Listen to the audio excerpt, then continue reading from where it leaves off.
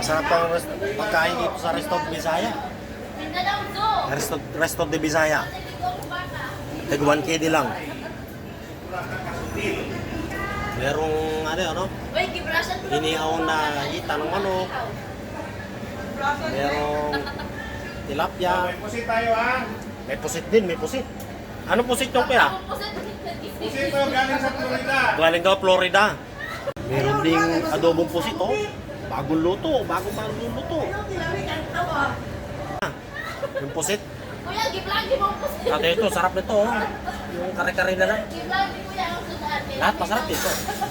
May ginuguan. Dami daw kaya. May libre sabaw. Sabi man ko, mas lalo nung bata-bata kulay.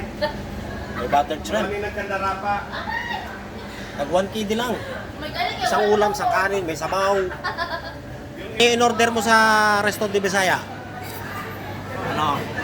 Inihaw na manok. Inihaw na manok. Inihaw na inisal.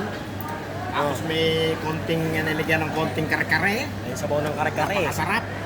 Tapos may sabaw ng nilagang baka. Libre ang sabaw.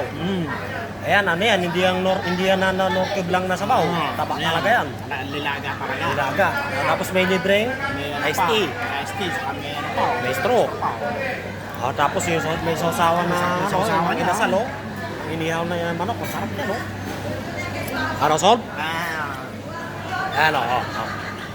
Oh. Dito yan sa Resto de Bisaya.